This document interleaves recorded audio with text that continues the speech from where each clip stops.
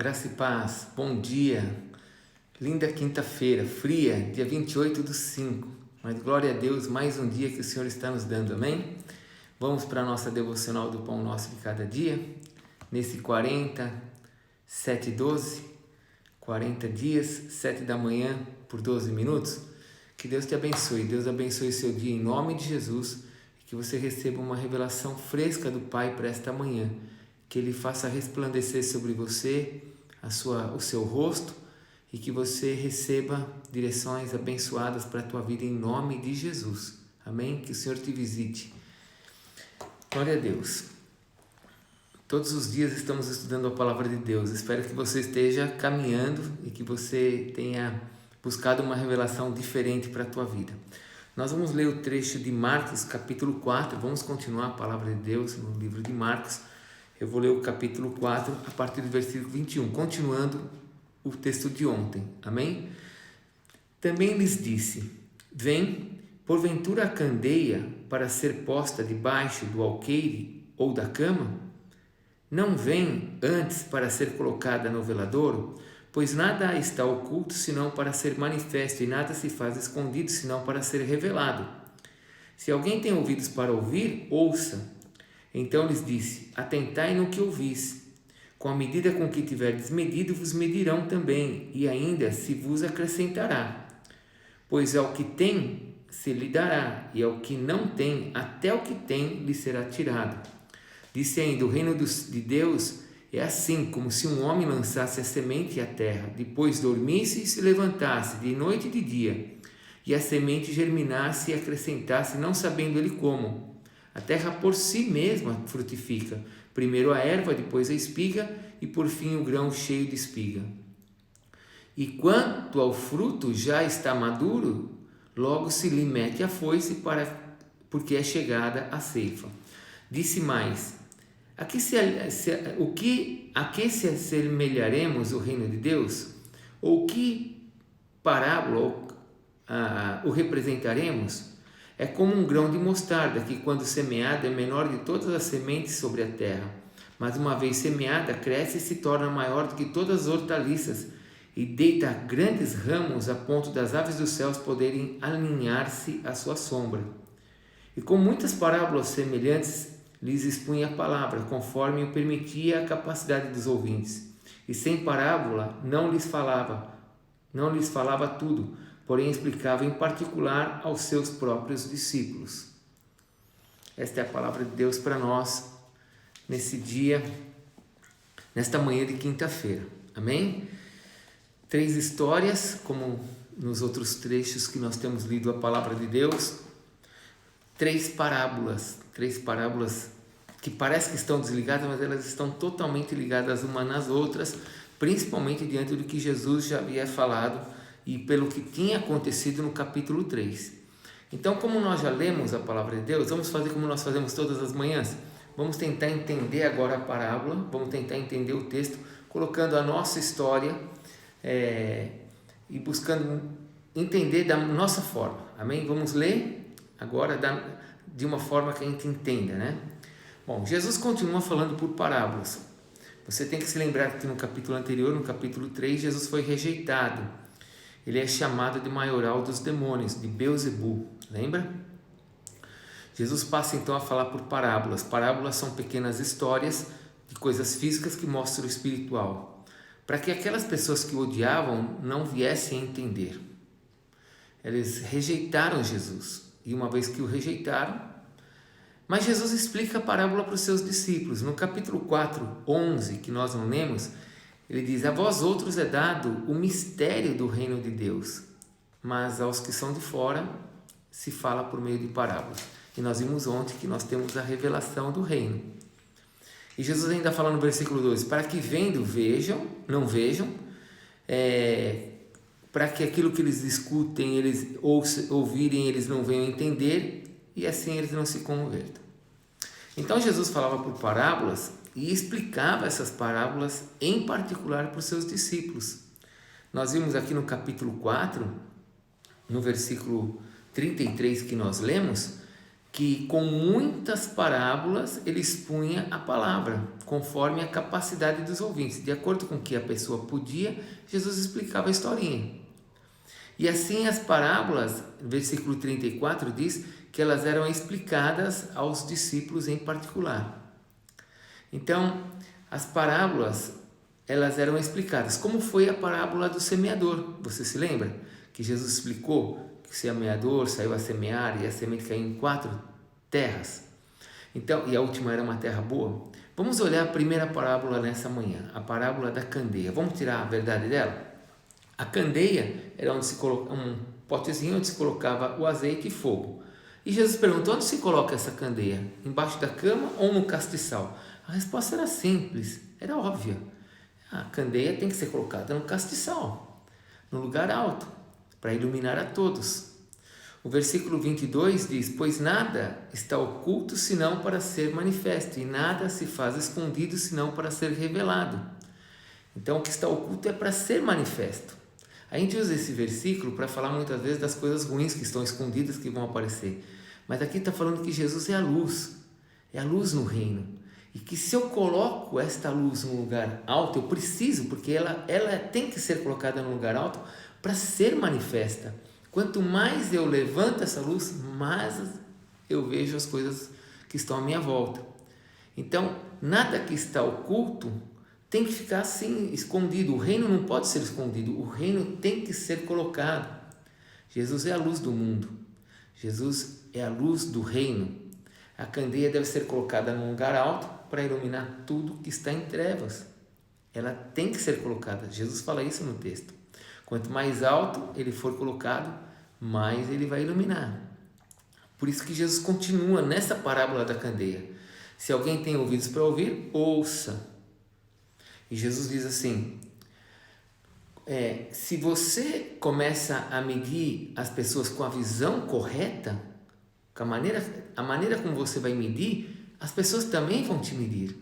Se você mede as pessoas com a visão correta, elas vão te medir e vão acrescentar. O versículo 24 diz, então atentai, com a medida com que tiverdes medido, vos medirão também, e ainda se acrescentará. Então, quanto mais eu enxergar o reino, melhor vai ser a forma de eu medir aquilo que está à minha volta, e eu serei ainda abençoado, eu vou enxergar melhor, e aquilo que está à minha volta ainda vai prosperar, vai trazer bênção sobre a minha vida. Você se lembra de Lucas 6? Dai e dar-se-vos-á, versículo 38, boa medida, recalcada, sacudida, transbordante, generosamente vos darão, porque com a medida com que tiverdes medido, vos medirão também. Esse é o contexto. Quanto mais eu enxergo, melhor eu meço, mais eu recebo.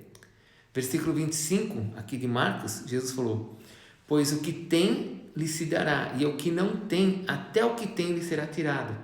Então, quanto mais eu tenho uma visão correta, mais eu receberei. Quanto mais eu tenho a visão correta do reino, mais eu tenho. Porém, se eu tiver uma visão errada do reino, até o que eu tenho eu vou perder. Se eu tenho uma visão errada, se eu não enxergo direito o que está acontecendo, do reino de Deus à minha volta, eu perco, eu deixo de ser abençoado. Mas se eu tenho uma visão correta do reino, se eu coloco a candeia no lugar alto, eu passo a enxergar melhor. É o que Jesus está falando nesse versículo. Aí vem uma outra parábola, a parábola da semente, não do semeador.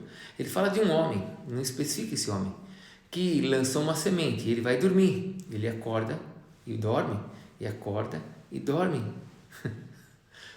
E ele diz no versículo 26, que essa semente ela germina, e ela cresce, e ele não sabe como. O versículo 28 diz que a terra por si mesmo frutifica. Primeiro a erva, depois a espiga, por fim o grão cheio de espigas. Não é assim a espiga? E o versículo 29 é interessante. O versículo 29 diz que quando o fruto já está maduro, então se lhe mete a foice, porque é chegada a ceifa, é hora da festa. A ceifa é lugar de festa, é um momento alegre. A colheita é um momento de alegria. Então Jesus traz uma parábola animadora. Lembra da boa terra? A terra boa, por si só, ela faz a semente crescer, até frutificar. Então, isso é animador, porque é apenas uma semente, mas ela vai virar um fruto. Ela é uma pequena semente que foi lançada, mas ela vai se tornar uma espiga com muitas outras sementes. E a última parábola é a parábola do grão de mostarda, que também é animadora. Porque Jesus diz assim no versículo 30, ao que vamos assemelhar o reino de Deus? E ele diz, com que vamos comparar? Qual a parábola que nós vamos representar o reino de Deus? E ele traz então mais uma palavra animadora. Ele fala assim, é como um grão de mostarda. Versículo 31, né? Como um grão de mostarda que, quando semeado, é a menor de todas as sementes sobre a terra. Pequenininha, milímetros. E o versículo 32 diz, mas uma vez semeada, ela cresce e se torna uma das maiores hortaliças. Os seus ramos são estendidos para todos os lados e até as aves vêm buscar sombra. Então ela não só alimenta as pessoas, não só alimenta os animais, a tudo que está à sua volta, mas ainda protege. Outra palavra animadora. A semente pode ser pequena, mas vai produzir um fruto, e um fruto enorme. Não só vai produzir fruto, mas também segurança. Lá em Mateus capítulo 13, versículo 31, diz que esta semente, ela é como se fosse, ela tivesse 1 milímetro, mas ela vai se tornar uma árvore de 3 a 4 metros de altura. Ela era muito conhecida pelos judeus, porque esse tipo de hortaliça, de árvore, ela crescia nas margens do Mar da Galileia. Vamos buscar a revelação para nós agora? Vamos lá, primeira revelação. Quanto mais eu levantar o Senhor Jesus, quanto mais eu entender essa visão do reino, a luz do reino, mais o Senhor me ajudará a caminhar. Eu vou poder medir melhor o que está à minha volta, eu vou ter uma visão melhor do que está à minha volta e isso me acrescentará. Eu preciso buscar, ver, entender se eu tenho colocado Jesus nos lugares altos da minha vida para eu caminhar e ter uma visão correta do que está à minha volta, para que seja acrescentada as coisas na minha vida. Eu preciso colocar Jesus nos lugares altos para que a visão me traga bênçãos, me acrescente. E aquilo que eu tenha mais e não seja perdido, não perca nada. Eu preciso colocar Jesus nos lugares altos para caminhar. Amém? Essa é a primeira revelação. Será que eu tenho colocado Jesus nos lugares altos? Eu preciso meditar nisso. Hoje eu preciso ver qual é a visão que eu tenho do reino. A segunda coisa é a parábola que Jesus fala sobre a semente, né? A pequena semente. Uma semente que é lançada em boa terra. Eu sou uma boa terra, você é uma boa terra. Então, uma pequena semente, ela vai dar frutos, ela vai produzir o fruto. Eu sou uma boa terra, você é uma boa terra. O que Deus tem colocado sobre você? Qual é a espiga que vai brotar? Porque essa espiga é 30, 60, 100 por 1. Você não sabe como Deus vai fazer isso. Você dorme e acorda, mas Deus está trabalhando com esta semente que está no seu coração. Deixe Deus fazer isto crescer. Deixe Deus fazer isso crescer. Por último, é mais uma boa notícia. O grão de mostarda, tão pequenininho, uma semente tão pequenininha, mas ela se transforma numa grande árvore. O reino crescerá na minha vida, crescerá na sua vida. E aqueles que estão à nossa volta ainda se protegerão, serão abençoados pela nossa vida. Virão se alimentar debaixo de nós, se alimentar da palavra que Deus nos dá, se alimentar das verdades que Deus tem nos entregado, se sentirão protegidos pela nossa vida. Então, 3 parábolas para que eu possa meditar. A parábola da candeia, a parábola da semente e a parábola do grão de mostarda. Todas elas são animadoras, mas elas começam colocando Jesus num lugar alto. Amém? Que Deus te abençoe, que Deus faça resplandecer a sua luz sobre você, que você tenha um dia abençoado e cheio de graça, porque você é uma terra boa. Amém?